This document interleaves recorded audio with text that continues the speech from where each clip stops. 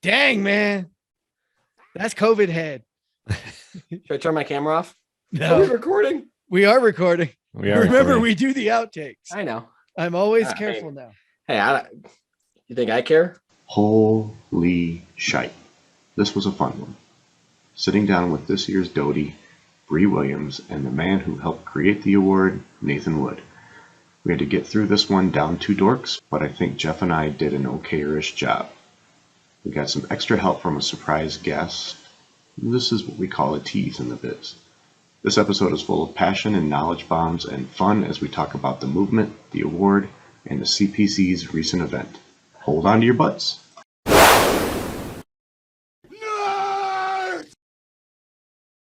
And we're live. Episode 43, announcing the Dork of the Year. And that's right, it's not one of your hosts. You may recognize this year's Dork of the Year. Bri Willams is joining us for the show. Say hi. Hi, everyone. We're so excited to have you. But as you can see, we are missing two of our favorite friends. So our best to our two favorite friends. But we have added Nathan Wood as well, representing the CPC, the Construction Progress Coalition, who actually awards the Dork of the Year award. So we'll let them both jump into and talk about it as they introduce their drinks. But I actually have something special to show and announce for this episode, thanks to the Construction Progress Coalition and good old Nathan Wood, now the king of swag. So if you are tuning in, you can now see this lovely decanter, which if you guys didn't know, which I don't know if I've ever announced on here, that I started my own show called Disjointed. So Nathan sent me this lovely decanter with a cool picture and the name Disjointed on it. And not to be left out without some humor, I'm going to pour this so you can see it. But the glasses that came with it are not ironically, I don't know if you can see it. It says sample on it. Not Jeff, sample. Just sample. And yes, I find the irony in my own last name. And this is actually filled with a special liquor I cannot get anymore. So I'm gonna have a special glass tonight. This is High West Rendezvous Rye from the original distillery that you can no longer get from all because they've been purchased. Eventually this will come back out, I guess, but it'll never be this. So this is a special night. So thank you for letting me indulge myself there. And you all are bored and we've lost half the listeners. So to Nathan and Bri, I apologize. Travis, what you got with us tonight? Well, in honor of St. Patrick's Day and the fact that every year my mom reminds me that our great aunt came over from Ireland through Ellis Island. And so that makes us like this much Irish, but we're Irish enough. So I went out and I grabbed an Irish red called the Knot. It's from Phase 3 Brewing. I actually don't even know where this is from. Oh, Lake Zurich, Illinois. So it is more of a local brew, but I decided to go with the Irish theme tonight. I do have also as a backup. If I go through this, we're going to have a sloppy podcast, but then I also have some Guinness just in case. Of course. That's what's for dinner. That's what's for dinner. Yeah. I'm hoping you make it through both of those.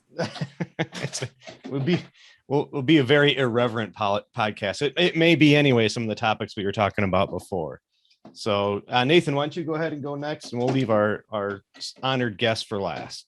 All right. Well, I'm also double fisting. I'm going to start off with a local favorite. This is quite girly, Jeff, the spiked snow melt. But it is juniper and hops, I believe is our flavor here. It's got some nice St. Patty's green. And after I get through that, I'm going to enjoy a nice non-alcoholic hazy IPA, which apparently is all the new trend. And I bought these for a party accidentally. So I figured I'd slowly go through them. So yeah, gonna enjoy some free wave. But Bri, on to you. So you had a fancy drink. All right. And I'm just going to lean into the girliest drink of all of them. This is a white linen. So this has got Hendrick's, Saint Germain, soda water, and lime juice, and then some muddled cucumber. So really leaning into the girly drinks here. Woo. Yeah, nice and refreshing. You got to represent. I think you're going to get another award. I think that might be the most intricate drink that's happened on the show yet. It's, Yeah, it's anytime like I've had my an go-to old-fashioned or drink. something. My poor husband, I'm like, hey, can you make me my favorite drink? He's like, really? Like, couldn't it be something more simplistic? No. Yeah. Even when I have an old fashioned and on the show, I just cheat and I get the mix and I just pour it in, nice and easy. Right. Well, Nathan, why don't you talk a little bit about the Dork of the Year award, how this happened, how it came about, and kind of where we are before we anoint and talk to Bri about why she got that. Yeah, good thing Travis is here because he's half the story. So I'll start it, and Travis, you can fill it all in. Yeah, this was as we were planning for the original Dorkathon event that was in Dallas. It was December of 2019, and realizing that a get together where we're going to get all these sorts of folks together, typically doing some sort of an award, which has I've noticed become a trend after just being at MEP Innovations and seeing some pretty cool awards getting passed around. So like to see that we're starting a good trend there, but knew that we wanted to recognize someone every year for really kind of going above and beyond for advancing the industry, for really kind of just having the passion and the heart to kind of, regardless of the accolades or any financial reward or anything else, he just frankly just care to solve these shared pains. So Walker Lockard was the first natural choice. I mean, he's done so much for CPC to help us get set up in the infrastructure and the interoperability that we have today. Like, I'm always constantly amazed at how much he's set up and it still works today from an API integration other standpoint. But yeah, we have sort of passed that on from year to year, Lillian getting last year, and realizing that, it should be something that each person kind of passes on to someone new every year. So yeah, Travis, what I miss? No, I think you nailed it right there. The impetus of the Dorkathon was the fact that we were starting to grow this movement. And I think during that year, Nathan and Jeff, I think I confided in you, it seemed like every month people were hitting up and said, we got to have an event, we got to have an event, we got to have an event. And anybody that is willing to try to submit an expense report for a ticket that says Dorkathon, that group of people probably deserves an award, and that's kind of what spawned out of that. Like you said, you kind of truly have to love the industry and love what we're trying to do. And I think that's the perfect lead in to Bri. I think that Lillian's speech that she gave at the CPC event, I think that, really hit at that. We're trying to get Lil back in here so she can talk to you. Yeah, so we got a little surprise for you, Bri. We're gonna go ahead and bring somebody in to say hello. Let's see if this works. Did I do it? Come on, Zoom Master. I did it. I'm just waiting. And she's live. here. She's live. Surprise! Surprise. So Lil, we were just talking about the speech that you gave to Bri when you announced her as the next Dork of the Year recipient. Could you recap that and kind of maybe elaborate again on your winning the award and what it meant to you, and then kind of the way that Nathan has framed it, where you get to pick the next person and why you picked Bri. If I recap it, do I also need to recap the drink that I had before, because I was very nervous? Yes. If it helps. Was it one or many? One. We'll go with one. Now, I feel like everything I said was really from the bottom of my heart. I would say Bri, having worked at a software company, Bluebeam, has been the only person, customer-wise, turned friend. We are friends, right, Bri? that has really challenged me to really think about how I approach problems. And I think what I loved about that moment, in downtown LA, I think it was a Lend-Lease office, was just how it really helped me just really change the way that I approach problems and the way that I ask questions. And I think at that point in my career, I was just going into this world of consulting and marrying the fact that I like to try to solve problems. But I think it was through Bri's empathy and true passion that really just kept me going and really made me think about like just the impact that she had in my personal life and just the way that I work, you know, and still work to this very day where I'm at today. And so I feel like she's always become an individual for me that has defined what passion really is and has been actionable about it, not just saying, hey, you know, we need to do something with X, Y, and Z. And just, she's not just talking, just coming to forums and coming to conferences and just talking and kind of exiting. She's been actionable in wanting to make an impact and partnering up with people and groups and organizations, CPC specifically, to continue to grow that impact, as well as getting in herself, working at construction sites and leading a product team to continue to develop tools that's bringing value to this industry. So I feel like she's a definition of someone who not just talks about her passion, but is actionable within her passion. Now follow that, Bri. Well Yes, that's said. extremely well said. I don't know how to follow that. This is why Lillian was, the former dork, the initial dork of the year here. It's like president. You're always a dork of the year. Yeah. It's like winning the chip. It never goes away. That's right. We're like Walker said, we're all card carrying dorks now. I love it. It's like a platinum heavy card. So talk a little bit. I mean, Lillian did a great job of introducing why, but Bri, talk to us about how you got all the way here and a little bit behind. Let's see behind the dork, because we know the dork, but there's a lot behind that. So tell us a little bit about how you got here. Yeah. Well, I feel like the true millennial I am, it all stems to, I started in construction and I got handed document control, like everyone does, right? Part-time intern going to school, trying to pay my way. And they handed me this paper plan room.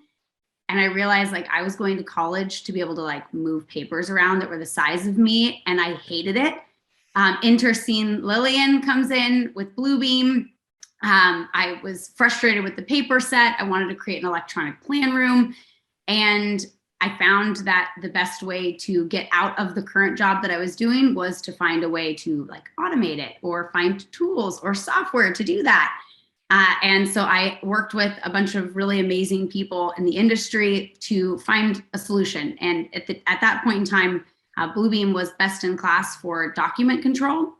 And this is where, because I was always being kind of the naggy one asking for better tools in the industry, Chad Dorgan, I was working at McCarthy at the time, he was connected with Nathan, and there was a Bluebeam Extreme conference. Now we have Sasha Reed coming into the conversation, as she always does. And she was trying to band together a group of individuals to talk about some of the problems with the construction PDF, not progress, but the PDF side of things. So this was back when it was CPC for the problem of just PDFs. And I got sent in the place of Chad Dorgan. Poor group, they got stuck with me over him. And that was, I don't know, what year was that? Do you guys remember? 2015, probably. Yeah. So that was my first interaction with a lot of the first people in the CPC.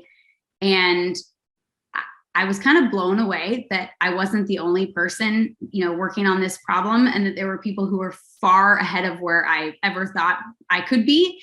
And it was a really positive conversation where we all just got to talk about, what are some of the pain points? What are the things that we're doing? What are the workarounds? And we got to a point where we kind of had taken the ball as far as we could for the PDF. And that was when we started looking around and we realized this wasn't just the PDF, this was a bigger industry problem. At that point, I was working on, it was 3 high-rise towers in downtown LA, Oceanwide Plaza project with Lendlease. And I was using the software again, and I was sending Lillian emails at midnight saying that my 5,000 current set of documents was breaking the software and everything was falling apart. And I recall being like near tears.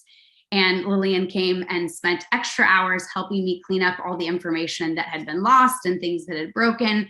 So the fact that Lillian is passing Dork of the Year to me just means so much, because she's been not only like on the other side, now we've switched, I'm software, she's industry, and vice versa, but she's just been, I feel like, a true partner in the industry. And this just goes to show the power of pairing software and industry and being passionate and just working through problems and leveraging the people around you, like Nathan, connecting all these people together really makes a big difference in people's careers. I feel like I do have to tell a quick story from that first year that you joined CPC, because Terry Ann Noley, that's now off and doing her thing, although back at Procore, so who knows, we may see her smiling face here pretty soon. But she was one of the early ones with CPC, and as you were coming on board, and we were over drinks, out on this nice beautiful LA skyline rooftop, and just complaining about PDF shared panes. And Terry just stops, and I forget exactly what she said, but it's basically like don't lose that fire, like don't lose that passion, because after that you just stop caring, and just gets depressing. That was very much that precursor. I will never forget that moment. She put her hand on my shoulder and was like, "Don't ever lose that passion." It was just like this. I'm so glad there are other people that are here passionate with me, and I feel like it's nice to know that other people are in it and dealing with the same problems that we are. Sometimes it's nice just knowing that, like, I'm not the only one that's experiencing this. Yep. Well, yeah. Which conference was that where you, Nathan, was that the AC Next or whatever, where you had the couch, the therapy session couch in our display? I mean, that speaks to exactly what you're saying, Bri. It's like sometimes there's nothing you can do but suffer together, right? It is okay to commiserate sometimes. Right. What is like productive commisery? I don't know. I haven't figured out where that line is yet. But misery loves company. That's right. Yes. But I also think that, too often this industry, we go and we deal with our pains in our silo, and we don't look up and we don't talk to each other. And because we're not doing that, we're actually exacerbating the current pain that we're feeling. Whereas if we looked up and we said, "Hey, software, this is what we need. Hey, multiple vendors, this is what we need. Hey, if everyone on the job site documented things in this way, we would be in a much better spot." So I think it's actually important for us to talk about our pain points and recognize where it's actually just inefficiencies in the process or inefficiencies in the industry. And I think that's a perfect point to kind of pivot a little bit. And maybe Nathan, you could talk about the way you structured the integration summit. And I would highlight again the way that Bri has kind of taken the reality capture initiative and just run with it. So could you both maybe expand on that a little bit? Yeah, and the origins of sort of the four phases of digest, debate, decide, and deliver, that goes back to 2017 was the first Denver. Travis, were you at that summit? I think Jeff was at that summit. That was prior to an AGC IT conference where it was, if you thought, the last month was messy, that was a real messy. We were very early on in trying to understand what this concept was.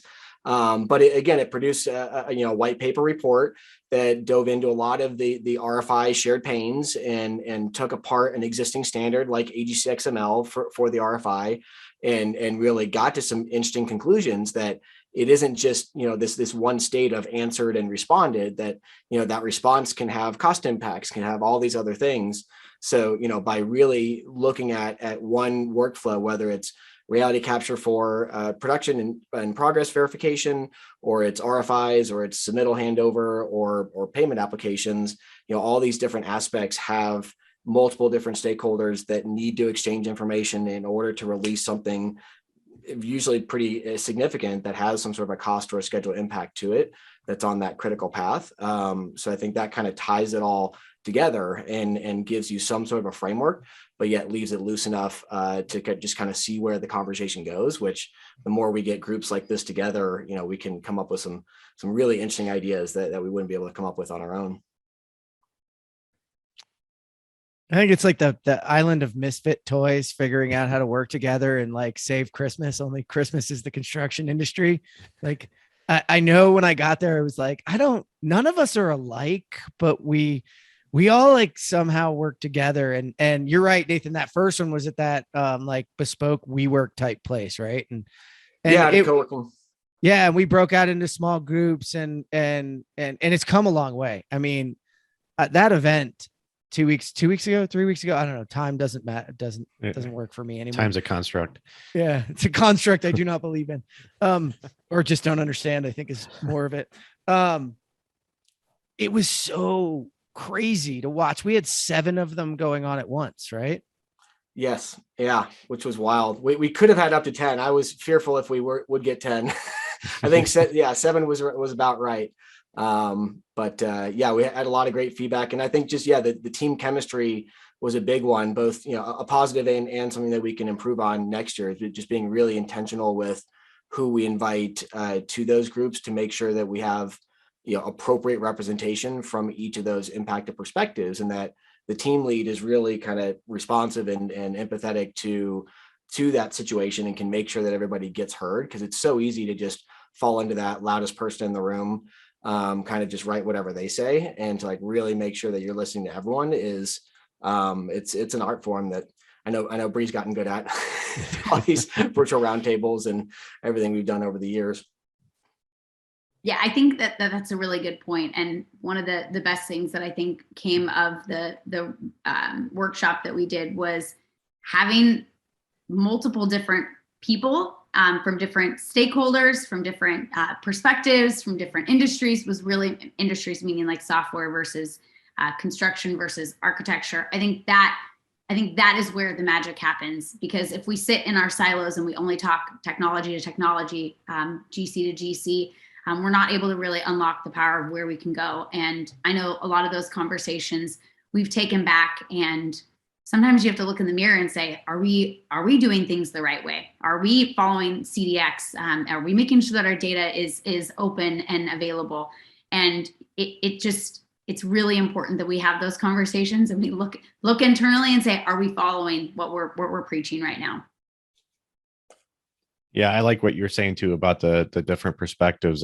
Jeff and I were in the same group, and Giselle was there as kind of representing the product manufacturing persona and what we were doing, and she had no idea what we were dealing with as contractors. And then we another thing that kind of came up is the personas that weren't in the room that we didn't even realize that needed to be there. I think that Nathan, you're doing a great job of guiding the ship, but I think that it's eye-opening each time we do this to realize just who's still not represented in this conversation.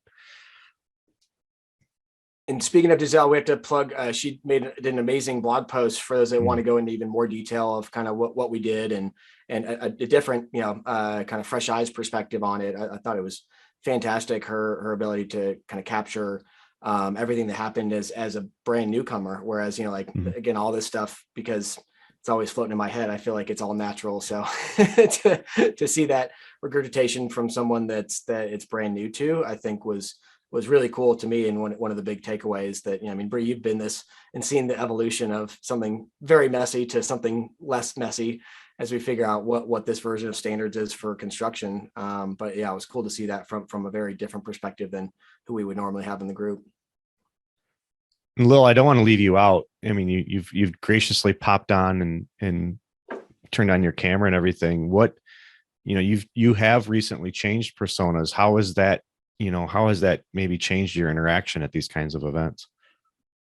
Oh, yeah. A lot more salespeople, I bet. No more salespeople or more salespeople? No, a lot more people trying to sell to you, right? Now that you're back in industry.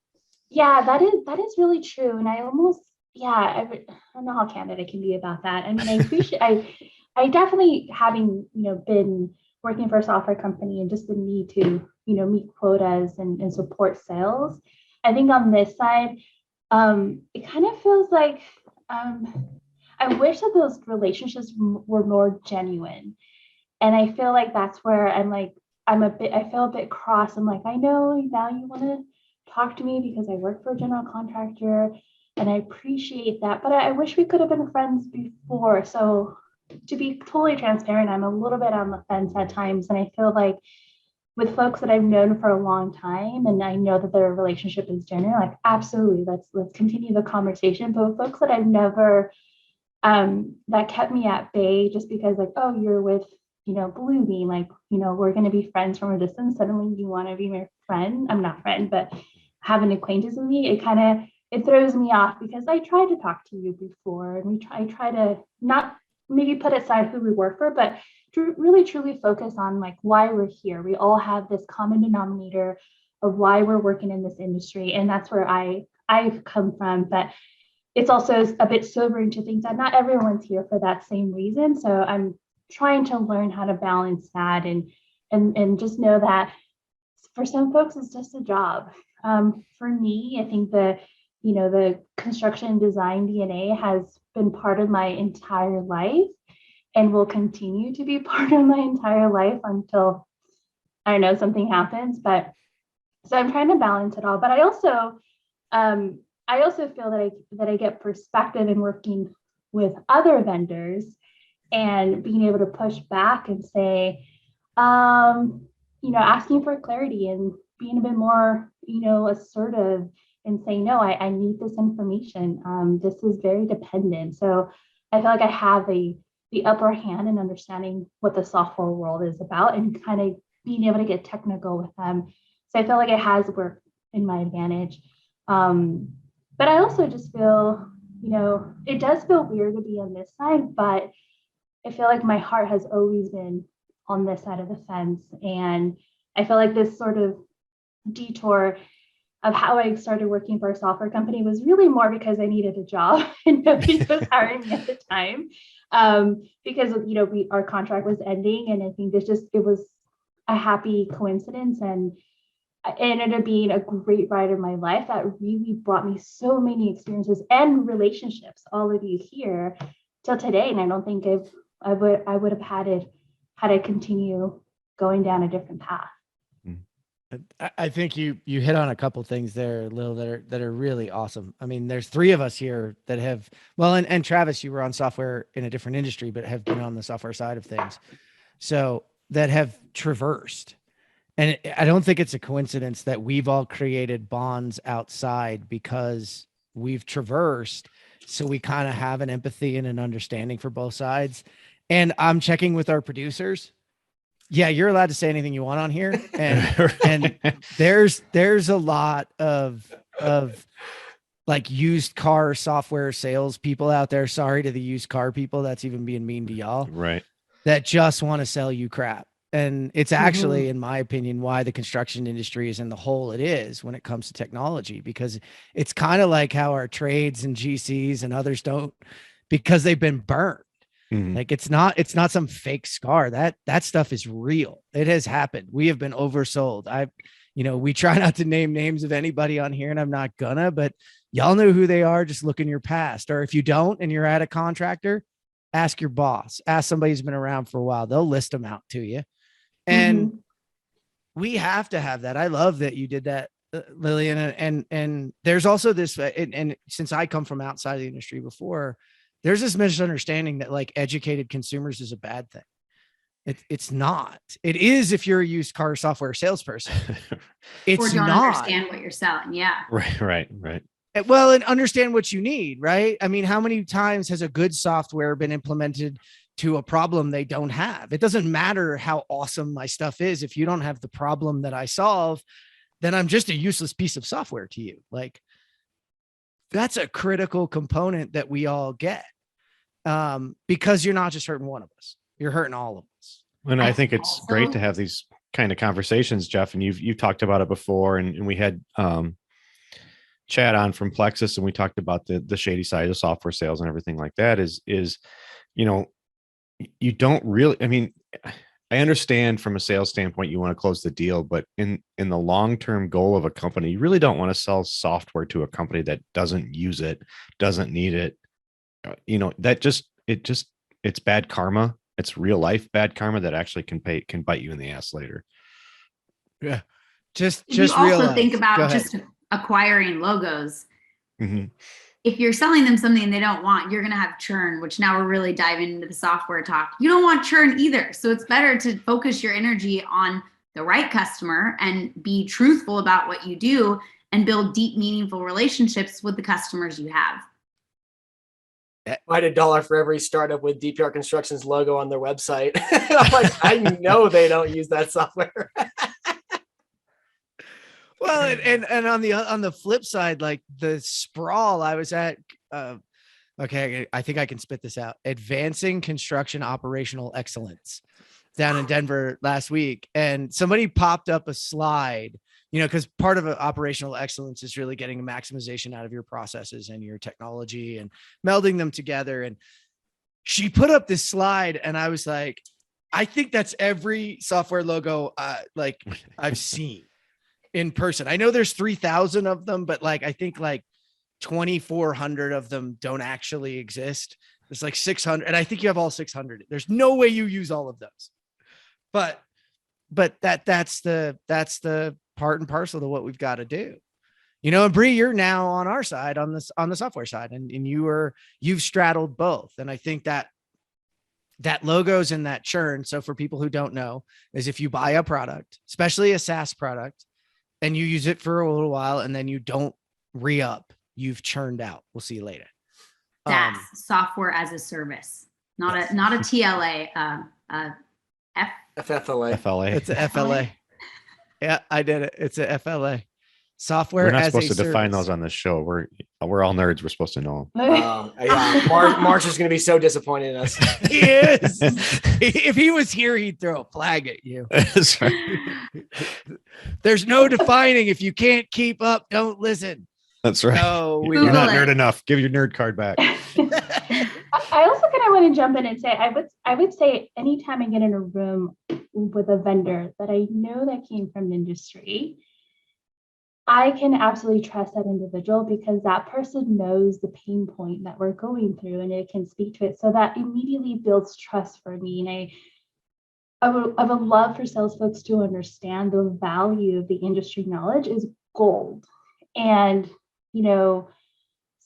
there's definitely some marketing fluff that's always going to be, pushed across the table, and that's natural. But there's just something to say when I'm speaking to someone in the room who is not only walking me through the product, and Bri, you do this really well because we got a chance to sit with you not too long ago. And I was just thinking through, like, every click that she went through, she was clicking on a pain point within the industry and pulling in a story from her own experience of how she would use the product. And so that to me is so much gold. And I feel like, a lot of other vendors are missing the mark with just sort of throwing in a customer success person or a technical person. If that person cannot connect to my pain of like the why and the value proposition, then we're not building trust from the very beginning. And that's part of a very crucial element in building relationships. For sure. You're spot on. And I think the vice versa there. Like, Lillian, you're probably far better at understanding those clicks and understanding those moves and understanding how a piece of software fits into a stack because you came from the other side. And that's where, like, from my end, I want to encourage the industry. Like, there's some pushback on this flowing back and forth. This is a natural progression on how we cross-pollinate one another. And, I think early on, if you point to some of those early failures in the business, they were around software companies who thought they knew better and quickly learned that they don't, and that this world is far more difficult and intricate than they expected, and no, they can't do it. I mean, look at Katera. I can't get yelled at for them. They're gone because they thought they knew it better than the people who did it, and they didn't. Now, anybody who's heard me speak recently knows that I think they rang a bell that you can't unring, which is great. They went bankrupt with a whole bunch of backlog, which means people are putting their money to change this industry. So I think change is upon us, but ultimately, like, enough of us have come through that been like, wait, you don't know this world. We've got to cross-pollinate. We've got to have this. So I encourage that. And Bri, I know you're going through it. Yeah. And man, when I finished my last day, I spent time in estimating, project management, also working in prefab. I absolutely loved what Katera was doing and the vision they stood for. But to your point, like, if you don't understand the industry and you don't you don't come from it, you haven't truly learned it and truly empathized and seen what the people who are on job sites go through. It's really hard to know how to make change. So I think this is why when I left and joined Struction Site, I was only going to join a software company where the DNA was from the industry. And Matt and Philip, two of the co-founders, both came from construction and understand what's happening in the industry. And I think that was really important to me because I'm not trying to be a software salesperson. I only left industry because I felt like software was moving a lot faster and it was empowering people. And that was how I got by day to day, is I leaned on the software that was out there and the people that were really trying to make a change. And now I'm on that side, truly trying to make a change. I mean, it's really easy to get caught in the weeds, but I'm always trying to think about the pains of the people who are out actually building jobs still. Well, I think that just to jump in, that was going to be a question I was going to ask you, Bri, is, I know you asked me before you went to tech, kind of like, and had that discussion. I think things have changed a lot. And how many years have you been on the tech side now? 4, 5? 3 at Struction Site. Oh my gosh. Okay. Wow. But totally. Startup years are like dog years. You multiply Right? it by 7. Exactly. So 3 years in, if there was another up and starter from the industry that's nervous about making the jump to tech, what would you say to them? Ooh, that's such a good question. I would say, who are you going to work for? Are you really truly bought in on what they're doing? If the answer is, I believe in the people that are doing this and I'm truly bought in on the problem, not the solution, but the problem statement that company is going after, then it's worth making the jump. It's really easy to say, oh, that solution, the solution's going to change. It needs to be the problem statement. Don't think about the solution, think about the problem. So if those two things ring true and you're willing to kind of roll up your sleeves and get dirty on the problem statement, then yeah, I would say make the jump. It's fascinating. I love construction. I love all the personalities. I don't feel like software is that different. You've got your architects, which are going to be similar to like your design.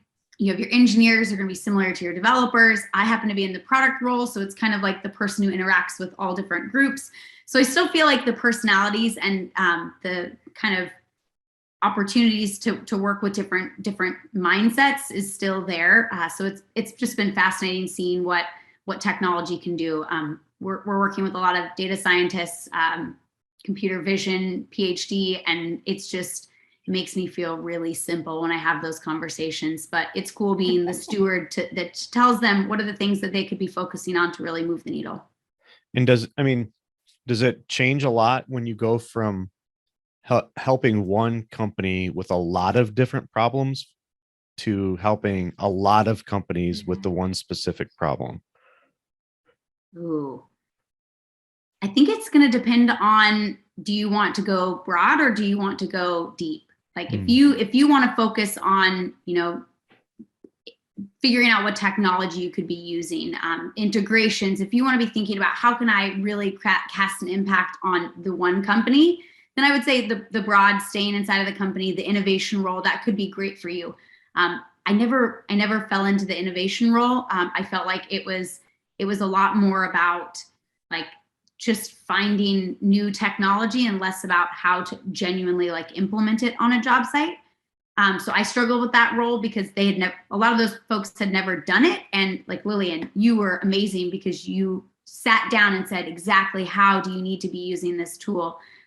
Whereas if you go on the software side, you're really hyper-focused on that one problem and then thinking about, this is where CDX comes in, my true passion, making sure that data can flow throughout the life cycle of the project.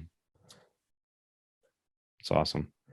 Jeff, you may have to ask the producers. Can I ask Bri what problem Struction Site's solving? Yeah, you can in just a second. I wanted to follow that up because okay.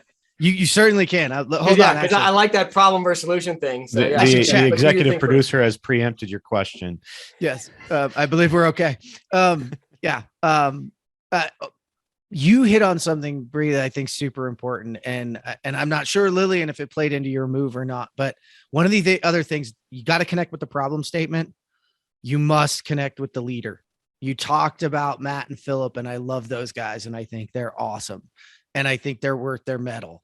and they're worth following. It is super important if you are thinking about that jump, especially because, you know, Bri went through startup time multiplied by in dog years by COVID years, which is like, I think you've been in software for 30 years now. If we really like laid this out, if you had all that up. It was a 24-month pregnancy. Yeah, like it was rough.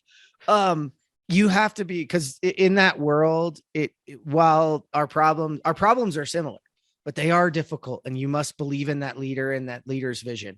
Because that's going to be your North Star, and it's going to tell you what they're going to do. Right. You will have leaders that are in this game for the long term and the long haul. And you have some who are here to turn a quick buck. We all know that in construction, right? You have serial builders that have portfolios, and you have flippers. They're very different. And to that point, Matt and Philip have had to make some really tough decisions. Fundraising. I mean, in the software world, like fundraising, it's this huge milestone that you celebrate. And we've kind of flipped the script, and fundraising is a means to an end. Like taking on money means losing control of maybe these wild pivots that we want to make. And we want to make sure that we're controlling our destiny. And you have to do that cautiously, right? It's a dangerous game, but I think it's really important to note that we want to control our vision, and we want our customers to be the one controlling our vision as well. So by keeping more of our company and our ability to make those changes, it just creates the, like you said, we can follow the North Star closer. Yeah, it's important. So with that note, go ahead and tell us a little bit about what does Struction Site actually do? What did you say you do here? Struction Site is a reality capture platform. The first version of it was being able to take 360 cameras, go out, pair to a mobile app, and capture your job, similar to like your Google Street View, but for your job site. But I think one of the differentiators that we first came out with was, who knows how to capture their job better than the person who's actually building the project, who is knowing what's happening, knowing what's going wrong. So being able to give them the camera, give them an app, and go out and do the capture. So it's automated mapping of images to your floor plan. And to the question of North Star, I feel like photos are kind of the ground truth of what's happening on the job site. And there's a lot of friction points in the industry, and everyone has different motives. And what is the way to kind of come to a common ground? Well, I truly feel like photos is the way you can do that, because there's no arguing with what's in a picture. So what we're trying to do in the North Star Struction Site is intelligent project tracking. So being able to take those photos and leverage the information that's inside of them to be able to answer questions like rapid production tracking, being able to understand progress that's made on the job site. And I think pairing that information with the other platforms that are out there, like pairing it to cost modules or to schedules, is what's really going to change the industry. It's awesome. I remember meeting Philip at that same weekend or event, Nathan, at the AGCIT. We had your event, and then remember there's this what are they called? The SLSS, it's like the meetups for startups. There's a chapter. SCSS. Yeah, it's Society for SCS. Construction Solutions. Yes, the SCS. Society for Construction Solutions. Don't give away acronyms. Well, but I was just trying. Harsh. I couldn't even come up with the acronym. I mean, that was hard. A lot of S's and C's. There's a lot of too many S's and C's. Basics. In that one. You're right. BASCS. Yeah, but we were over at it was like a warehouse, and Philip was there, and he was trying to explain this thing to me, and he's like, "This is a 360 camera," and I'm like, "Wait a minute, you mean when I'm freaking out that the thing I want is like 6 inches to the right, I don't have to worry about that anymore?" And my head was like, okay. Yeah. I mean, that's what's so cool about this world, is that there's so many of those epic moments of like, oh wow, really? You can do that? Yeah. And go ahead, Travis. I was just gonna say, I kind of wanted to bring it back then to the CPC and the Dorks movement. I want to commend both Bri and Lil. You know, Lil, when you were working with the software, it's like when you go into the CPC, you're going in as Struction Site or Bluebeam, but those logos, they get covered up or they get forgotten about. You're still there. You're only there about the problem. If Open Space or Hollow Builder or Pharaoh or whoever it is trying to, you're just trying to solve the same problem. And I really have to, I will say, I really commend you both. And Nathan, I commend you as well when you're putting together these types of events. Like, you really do have to leave the logos at the door. You know, we always talk about leaving egos at the door, but logos can even be harder because, especially if you are coming at it from the tech side, a lot of those people are sales-ish or marketing or whatever product, and they're very good at talking about their product. So knowing to have the right people in the room to talk about the problem was definitely key. And I'm going to pivot real quick. We've got about 15, 20-ish, whatever minutes left that we normally record. So this is the perfect time to point out just how dedicated Bri is. Do you want to tell the story of what you had to do to continue to lead your group at Nathan's event? Yeah, definitely. So this is like a quick synopsis of what we went through over those 2 days, which felt like 10 days. I'm still recovering a month later. And I would highlight the device that you had to use. Oh, goodness. Okay. So yes, for anyone who doesn't know, like we said, the 24-month pregnancy, it wasn't actually 24 months. It was a very normal pregnancy. I'm a new mom. So with the new mom life comes the challenge of, how are we going to maintain nursing? So obviously it's a challenge being one of the few women in the room. I think for everyone in construction, we all know it's about 10% of women. And when you're one of the few women in the room and you're a new mom, you also have to pump. So my group was awesome. They had no complaints when I pulled out my Dork of the Year, my Robo Boob, and pumped while I was moderating the roundtable. So I have an LV. It's a hands-free pump where you can just slide it in your shirt and you're able to pump right there while you're working through rapid production tracking roundtables. The coolest part has to be the dashboard. I have to imagine it gives you all kinds of like metrics on like how it's performing on your app, on your phone. And it's like, there's so many analogies, right? We can use. We made so many jokes at our table because I just said, my boob tracks production better than the construction industry does. Like, get it together. Like my breast pump is far better. The analytics that I'm getting are far better than what we're getting on job sites. What were some of the names given to it? Robo-teat? Yeah, it was IoTeat and the Robo Booby, and we just came up with another one, my breast friend. That was another. Yeah, the jokes are endless. And I think that it highlights, as there is this push for diversity and inclusion, which is very important in construction, is like you have to address these situations with a sense of humor, or they become very uncomfortable. Yeah, it's a good point. And from my perspective, I could have walked out and I could have gone and used the mother's room or the restroom, but I didn't want to miss 15 minutes of this conversation. It was all so good. So I just went and stood behind the whiteboard, came back around, and everyone's like, oh, that's what you're doing. That's why you like have a little ice bag with you.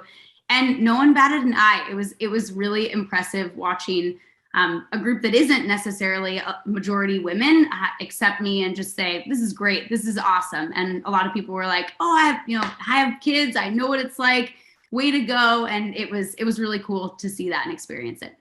Yeah, that's very cool. Does it have an API that you can hook a Power BI dashboard up to, or?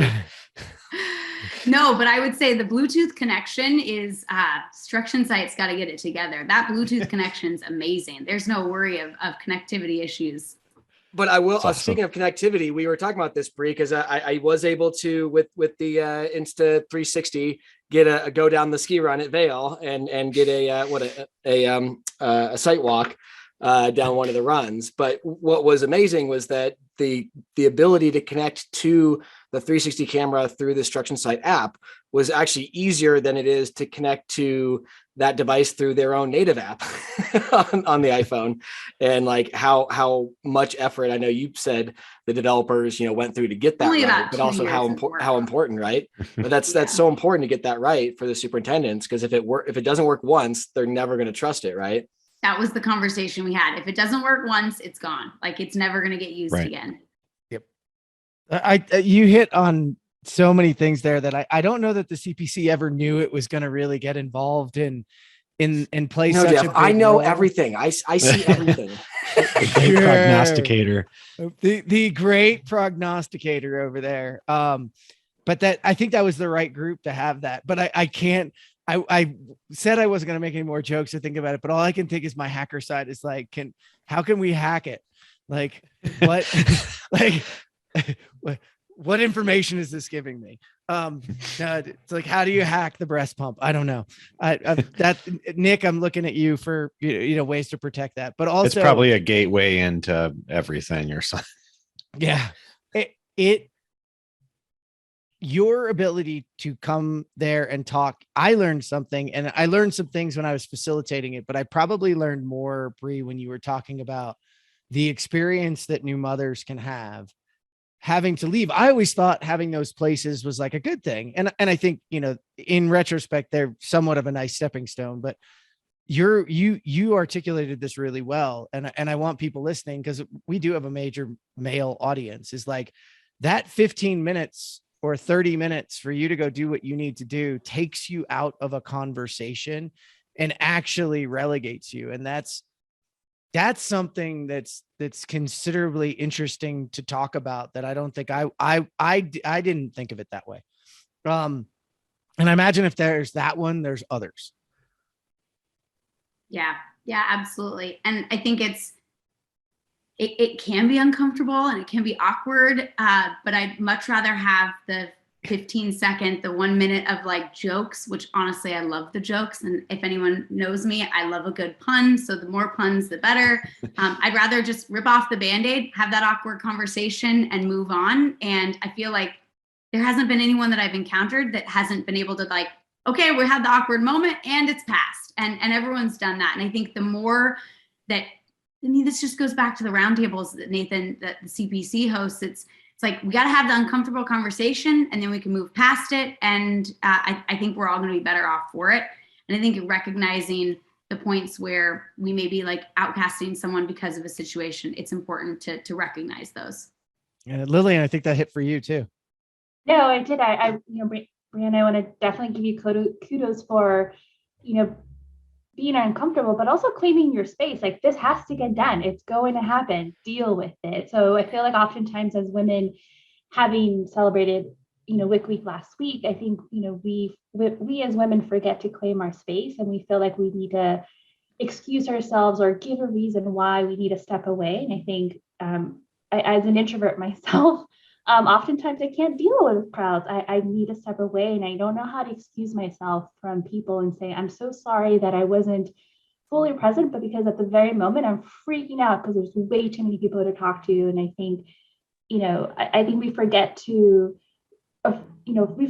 claim what's ours, and really set those boundaries are very important for both male and female.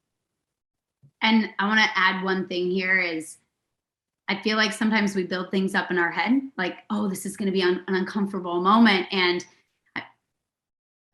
it's not always as uncomfortable as we think it is. And sometimes it's even more fun when you have that moment with everyone and you make jokes and everyone else is kind of sympathizing with you and like, oh, this is great. Like, this is another thing. Like, oh, Bri, don't forget to go pump. Like, it's that time. Like, don't forget. So I think it's important just to recognize that sometimes we build things up in our head, and it's better to just kind of rip off the Band-Aid, have the conversation, and then we can all move on from there. And I like your attack on that too, of like, Bri, and you don't have to ask, and you didn't ask. And I think there's probably a group of people that would think, oh, well, I should ask and I should have a discussion. And you just hit the nail on the head. Like, sometimes the discussion and the anticipation of it are worse than the part of it, because I didn't know, and you just brought it up, and immediately I was, it's just like, okay, we're comfortable Right, here, right? right. Like this is where we are. This is where we're standing. And that's where we should be. And then it was like, wait, what else don't I know right now? Like, what other things don't I know? This is the way this thing moves forward, and we get it out there. And, you know, Construction Progress Coalition has been a huge proponent of getting that out there, getting the stigma of mental health issues out there, the stigma of women in construction, of diversity in construction.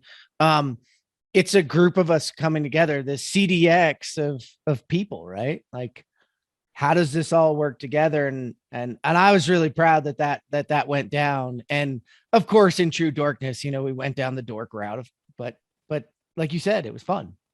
Well, and I think that one of the things that gets overlooked a lot, and if Trent was here, he could back it up, and as anybody else that could be, you know, the military, first responders, like humor helps, you know, in the mental health talks, the stuff that Bri and Lily, you're talking about, like, humor really helps. You know, I won't elaborate too much, but I've been in some pretty terrible situations, and we were making jokes that nobody should ever hear and nobody should ever say, but it helped us get through those moments. And I think that we really kind of underestimate, you know, and it's not just this industry, it's any industry. Like, we're trying to be professional. We're trying to say the right thing. We're trying to, you know, not hurt feelings and everything else. But, you know, sometimes you just got to say the shittiest joke that you can think of, and everybody laughs, and you take a breath and you kind of move on.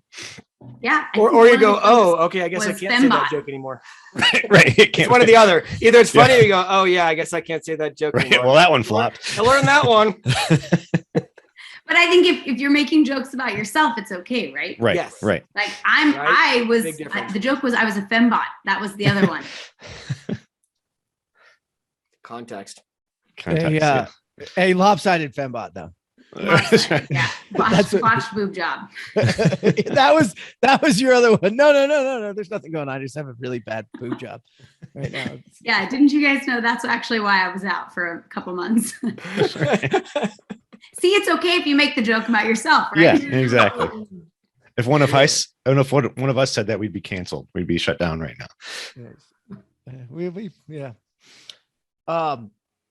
So looking forward as the dork of the year and carrying the torch forward. You've set the bar pretty high with the fembot. I mean, there it is. Oh, there it is. Yeah. In all its glory. Not quite didn't as break in the dangerous plane. as Lillian's. We've smoothed out the edges here. It's an evolution. We learn every year, don't we? Yeah. What's your big tackle for the year? Can you throw a moonshot out for the other dorks and yourself for the year? Ooh, yes. My big moonshot for the construction industry is, I keep hearing data, right? We want analytics. If we can measure, we can improve. And it's a lot of apples and oranges, and things are siloed. And my big mission right now is finding a way for all of the different software vendors that are out there and the people in the industry to understand how information should be exchanged. And I know that's like CDX, and I'm preaching to the choir here, but being at construction site, like, our pain is amplified because of the silos of data that are there. And we also amplify other people's pains because we silo data. I mean, we truly believe in data ownership, and we're doing our best, but there's always more work to be done. And I think it's just having those conversations of what do we need to be exchanging in order to move things forward. So that's my passion project for the year. I think that's going to be a multi-year project, but it might be a little bit. I like it a lot. It didn't say that it was going to be done this year, but it's the passion project that is underway. Only because I had to research for that keynote yesterday with Ignite. The data fabric is like a term that is actually it's that next level of like hybrid normalization of data, so that things like iPaaS, integration platform as a service, and all these things can work. But it's like at the peak of inflated expectations with a 5 to 10 year runway. So it's like, yeah, it's gonna be a while. Yeah, but there's interim steps. There's interim steps where it's just, this is what I call it, this is what you call it. Okay, let's map these things. There are things that we can do in the interim. I mean, we talked about it at the workshop, where what is the current state, what is the dream state, and then what are some next steps that we can do. And I think as construction site, software side, and industry, we can start having those conversations now. Yeah, and I agree with you. I did the again, that Advancing Construction Operational Excellence, and I did a talk on data. Sat in for our friend Dan Smolillo, actually, and took his place, and ran a workshop really around, understanding it. But I was really fascinated at the focus on it. But I think we're actually at that stage now where we were collecting it and we know how we can start to connect it. Yep. And we do, as software vendors, but also as an industry, have to kind of understand that your data, it's not your strategic advantage alone. Like when it's just yours and just you, it efficiently tells you how much you suck or how much you think you're good, but compared to what, and compared to when, and overlaid with what. So your strategic advantage always is going to be your people and your culture, right? And maybe some of your secret sauce process. I don't know. I don't even believe that that's it. I still think it's people and culture. The data is just going to inform us all on how we can improve and where we are wrong. I think everybody loves to take the McKinsey study, and I had Ryan Furtag on the Disjointed podcast recently, and he broke that thing down, and he's like, that was some great marketing material to wake us all up, and we needed it, but really it did not take the integrity of the data that we have and the scale in which the construction world operates at, right? Because is it horizontal construction? Is it vertical construction? Is it multifamily? Is it industrial? Is it even inside of education, is it a performing arts, a science lab? Like there are so many layers to this onion. Yeah. Is it manufacturing? Is it K-12? Is it, what are these things? And then if we can actually, what I'd love is if we can actually get that data and then we can give it back to McKinsey can say, okay, you guys are actually like really killing it here, here, and here. And somebody ought to look over here because there's a great opportunity, that would be really fun to see that update.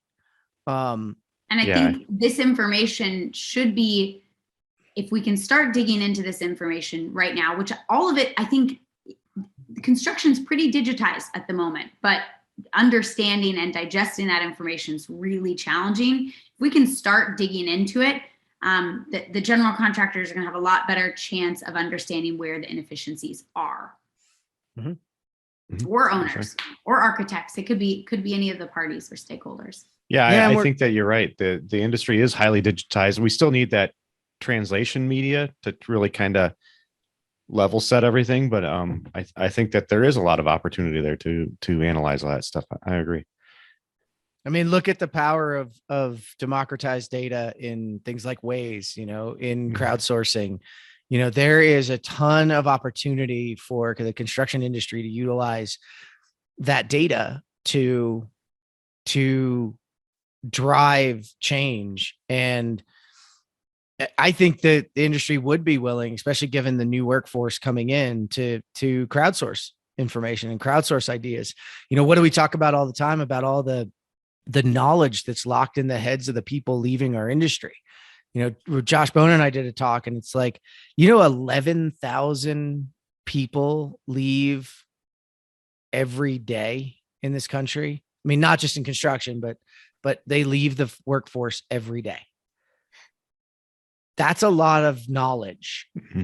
I also think that if the construction industry doesn't change the way we work, we're not going to get any of the newer generations coming into this industry. Like, look at the numbers of the average age. I mean, this is everything Sasha put on her slide of the average age of the construction worker. It's somewhere in the 40s. The number of people who leave the industry every year, the number of people coming in each year, the numbers are staggering. And that just goes to show that we've got to improve and we've got to empower each other. And I think to your point, Jeff, of thinking that this data is somehow our secret sauce, at the end of the day, the GC is hiring the trades and the trades all work with other GCs. So this isn't secret sauce, but we need to understand where the inefficiencies are so that we can figure out, oh, this is the biggest pain point. It's coordination at the beginning, or it's the walls and we need to prefab it. If we don't, back to the Katera part. Katera said, we're going to bite it all off. Well, that didn't work. We saw that. So how can we take some smaller bites in the areas that need the most attention? Yep. I like to use this quote when we talk about the secret sauce and data. Nicole Carter always said, everything's discoverable. And that just becomes, when you get to the lawsuit, which is the final stage of construction, right, Jeff? That's what James always said, everything becomes public knowledge. Like you can't, there's nothing in that data that is secret. No, it all comes through in discovery, right? Which comes back to photos, and photos are that kind of ground truth that you can't argue it. It's there. And at the end of the day, we're all in this rat race to make money, right? We all should be making money from this. I mean, we should not be making money at other people's expense, hopefully. So at the end of the day, we're all do what is actually happening. I think that's where the reality capture portion can really help.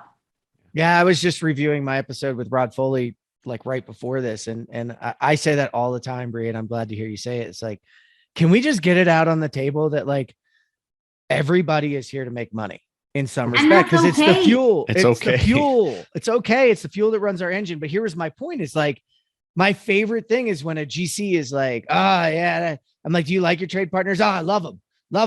Got to get the most out of them though. Got to drive them down. I'm like, so that you can drive them out of business and then not work with them again. And then I'd go to a trade and I'm like, do you like that GC? Yeah, but I got to get that change order. I got to get that. I go, do you want to work with them again? Yeah. Oh, guess what? Everybody got to be in business, or you got to recreate these relationships and this shuffle and this stuff every time. And that's not what we want. We want to make our fair share. And I think it's right that you said that, Bri, that we make the right amount of money at no one else's expense. That's modern project delivery. Yep. And the other, you bringing in the future workforce. And I was blown away again. Josh and I had an opportunity this weekend to speak outside of the industry, and we had to do some new research and get some new data. And the most glaring thing is, the ATM, that bank tellers were really afraid of the ATM because they thought it would get rid of them. Do you know there's more bank tellers today than when the ATM was invented? Really? Yes, really. Yeah. And the jobs that they perform now are of higher value. See, so by removing the meaningless tasks from their plate, they then upskilled themselves and are getting to do more complex jobs, which hopefully pay them a better rate, and it's more meaningful work. So what you're saying is automating the meaningless tasks from construction will only level up what the brain power can be doing for construction. That's crazy talk. You don't know what you're talking about. That's madness. Well, and hey, listen, you a thought leader? You're a thought leader. And we might have had that exact same conversation over and over again about production tracking. Yeah, we were. So we said that, and like, there was, some people from the food working business who were really worried about, the automated checkout. And we had one of the former guys, Wendell, walk up afterwards and go, for the first half of my career, I was against them as well, until I sat down with someone and they gave me this understanding of like, I can't put enough checkouts at my checkout to run the volume of what the store is capable of. And I'm going to get these numbers wrong. So Wendell, if you ever listen, I apologize. But like the store was doing, say, like $800,000. I don't know if it's a quarter or a month. Let's just say a month, $800,000 a month. And they sat there with a napkin and they figured it out. And he goes, you know what? I can't put enough tellers. Let's try a couple banks of these automated checkouts, self-checkout, and let's see what happens. $1.6 million through the store in the same amount of time. And in doing so, raised the amount of volumes he needed for stockers, for pre-prepared foods, noticed that the entire thing started to grow. So went from 110 employees to 300 employees, and the average wage went up because their jobs were higher skill. And he's like, was it hard for us to train them? No. And does anybody really want to grow the least paid job? No, you want higher paying. And this is consistently told it and showed itself and proved itself. Why we haven't figured that out yet, I don't know. So that's where I say, if you're a union trade worker or a trade worker or a general contractor and you see a new piece of automation or robotics, don't run away from it. Lean in and go, hey, that thing's broken. It doesn't do what we need, but this is what we need, and make it better because it's going to upskill you. Yeah. And you'll actually end up bringing in more, because if you can take on more work, you can hire more people. We're working with a ton of trade partners right now around production tracking, and they're saying, well, we can have our interns go use the cool tech, and because they're using the cool tech and the new programs, they're getting to work with software, 360 cameras, like they're getting to play with data, and they're leaning in harder than if they had to go out with the paper and a clipboard, because they're excited about it. And they're finding that the interns are having a better internship program because of it. And I think that, I mean, that's not as good of data as what you just said, Jeff, but it's still really valuable information about how we can bring people in the industry and excite them about what we're doing. Yeah, if you bring in an intern and you hand them a clipboard, you've ruined their summer and you've lost somebody. That they're not coming back. Yeah, and but also if you hand them a laptop with like 90 different spreadsheets on it, or an iPad with just as many spreadsheets, and no offense, Lillian, but Bluebeam and no idea where you keep your shit, you're just as screwed. Like, they are just the new version of it. That friction will keep them out. And not that there's anything wrong with Bluebeam. It's where people store things. Like, that's my favorite, when they send it all over the place. It's like, that's okay. I don't seriously. I don't work there. I was actually more apologizing. We spent the last decade saying that CTC wasn't about bashing Bluebeam. It was the fact that it was the things that create the PDFs that go into Bluebeam. Yeah, this is old hat, man. We're good. All right, man. Marsh Well, getting out of here. Right. I just I wanted to jump in. Go ahead. I wanted to jump in and talk about unions. Like, how do unions feel about sort of this robotics coming in and taking in some of labor time? So that would be interesting to watch, to see how they react to. Yeah. I've had some great conversations with Josh Bone about Struction Site, and he's a huge proponent of technology and automating out some of the highly repetitive and painful tasks of the industry. And I think it's really important to recognize that there is too much on everyone's plate already. There's not enough people to go around. So the choice is, do we go after another job, or do we find a way to automate some of these human tasks? I think we're all going to say we want to go after more work, and construction's booming. Like, we have plenty of work to go around. There's just not enough bodies. So we have to, I think we're at a point where we have to do that. It's no longer a choice. Yeah, it is a constant struggle even inside of our organization. We have tradespeople that work on our VDC department, and they work with the field people, and it's a push pull tug, and the field people are kind of rightfully worried of losing hours in the field. But at the same time, to your point, it's like, we're trying to get them to understand that, yeah, maybe you'll lose hours on this specific job, and I hate losing hours. I need to find a better way to say it, but you're going to do more jobs through the year, and the company's going to make more money, and you'll be compensated for that. Like, it is a tough conversation to have, because I think that there's a more of an older union mindset where I finish my job, I'm going to go back on the bench. And I don't think that's the case anymore. It might be in some regions, not some are booming more than others, but I think the reality, like you said, Bri, is there's too much work for people. So if we can take some of that off your plate, we can make your day easier. Yes, maybe you're not going to spend 18 months on one job, you're going to spend 12, but you're still going to have a job. I also think it's important to note that right now our jobs are very reactionary. And if we can become more proactive, and the human is looking at the information that was maybe gathered in an automated way, or looking at the data from the machine that was doing said automated task, that is where our brain should be used. Let AI, let that go do the repetitive, meaningless, and I say meaningless, the repetitive tasks that feel meaningless when you do them, but have really powerful information. And let the human brain go understand, let's get ahead of this. Let's go solve the problems before they come up. Look at the number of RFIs on a project. Look at the number of change orders. Do you think that's because we planned really well, or do you think that's because we're reacting? Well, it's funny you guys brought that up, because Josh actually showed Sam the bricklayer because he has scars from the first time he ever showed that. He got booed on stage, and this guy Chuck, he said he could remember his name tag and everything. He was a pipe or a sprinkler fitter. Boo! How dare you show that? Boo! Boo! And you all know Josh. Like, Josh is chill, and he got upset. He got angry, and he was like, it took me a second, man. And he said what I was going to show him was on the next slide. It showed how many masons that we had lost over time, and that this bricklaying robot was not built to replace people. It was built because we were already losing people, and the company wanted to continue to sell brick and make brick and have brick buildings. And the interesting thing was, at this event where we were, there was a guy from the Masonry Union who at the end raised his hand and said, y'all know that thing doesn't work, right?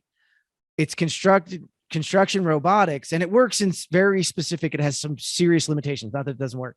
He goes, so we leaned in and worked with them and said, that's not what we need. What we need is this. And if y'all have ever seen the mule, he's like, we use the mule all the time. We love that thing. And I was like, we need you. Like, Right. we need you to, that's what I mean when it means lean in and tell them what you actually need. Because Yeah, we'll get and- to this solution faster. It's mean, meant to look at- augment the worker. Yep. Yes, it's like, yeah, sure. We could make the cabinets individually, piece by piece, or we could prefab the cabinets and ship them out. Is cabinetry and carpentry going away? No, absolutely not. It's just we're able to do more with less, and there's still plenty to do. More with more. More with more. With more. I'm changing it. It's more with more, because technology is infinitely scalable. Yes, And you can do more with more. I like that. So- I'm going to take that and adopt it. That's my new I- one. Take more with more. Just when you steal Hashtag. it on stage, just like I give it to everybody else, hashtag more with more. Just give it back to me, because I try to steal everybody else's stuff. So that's it. We got to wrap this up, because I know we got to get rolling. We've gone over. This is awesome. Yeah, some of us has kids to pick up from Right. daycare. Jeff, Yeah. I was going to ask I real just quick. some of us Leave are 'em there. parents. I was going to Just ask leave 'em real there. quick, Lil, do you have any advice for Bree for picking the next DOTY? And Nathan, could you Ooh. real quick recap what the plans are for the CPC, the output of the event, and maybe next year? Little first. Okay, well, I think that's hard, because I feel like so in some way this Construction Dork Award has sort of this fundamental criteria, which is, one, you have to be a dork of this industry. But I feel like just make sure the next individual aligns with the core values that we're trying to achieve here, and someone that can continue to echo the voice and continue to elevate others, and continue to build this community, not for themselves, but for everyone. I feel like, we work and are passionate about this industry where it's not for the taking, it's honestly for the giving. So, having those thoughts in mind. Got goosebumps. Nathan, what are we up to? I know you got to roll. Oh man, yeah. So real quick, yeah, I've just gotten back the amazing report outs from Bri and Jeff and others that we recorded and transcribed and had a ghostwriter. So of course, being lazy and innovative, we come up with the least amount of effort to put together these amazing white papers. So we will have a white paper synopsis of kind of key findings and recommendations in a nice clean report that we can now take to those folks that need to make those decisions and make those changes and start having those tougher, uncomfortable conversations, and at least have some better kind of material to back us up for those conversations. So look for those to be first round coming out right around our next virtual roundtable, which will be April 20th. And then we'll do round 2 after that for the stragglers that didn't make it into round 1. Awesome. Awesome. Well, I know you got to run, so you can feel free to run. I'm going to give Bri an opportunity to give a little advice to aspiring dorks out there following in our footsteps. Maybe they're new listeners. Maybe they're thinking about leaving the industry. Who knows what they're up to, but what advice would you give them, and should they stick around? Absolutely, they should stick around. The construction industry is ripe for change. There's amazing people, and we're building the infrastructure that we all get to live, work, and play in. And I don't think there's anything more gratifying than that. So absolutely, yes, stay in construction. Advice I would give is ask questions over and over again. Ask everyone that you can. Lean into software and thought leaders in the industry. Lean on the people that are posting really amazing content, and stay informed. I think if you stay in your role and think that your role is exactly what's prescribed to you, you're gonna sit in that role. But if you think about what else you could be doing and challenge the norm of this is my role and this is what I do, and look around and find other tools or ways to do things, you're going to find yourself in the Dork community here. Well, with Love that, as we're a going to community drop now. that microphone. We love that, the Dork community. So this has been episode 43 with Brianna Williams announcing the Dork of the Year. Congratulations, Bri. Thanks for tuning in. We'll see you guys in a few weeks.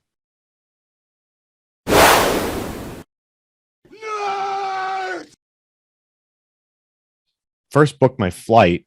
I didn't book whatever that Tuesday night was, so I had to bump it up a night. But I did the same thing with my hotel. So I show up at the hotel, and they're like, "You check in tomorrow." I'm like, "Well, it's 11:50. Does that count?" So then they had to add another night to the beginning of my hotel stay. Luckily, there was rooms. Dude, you know where I did that? Tampa. Did you? MEP Innovations. I walked in and went, I'm here. I'm like, and I can't get the app to work. This was mine. I go, I can't get the app to work. It won't let me check in. And she goes, Mr. Sample, that's because you're here tomorrow. And I was like, oh, so obviously that's not the case. How do we fix this? There, I think Look, at the this next is called event, you guys Dork flexing. Dork flexing. The next event, you guys need to run at each other. What happens when the two X's of plexus collide?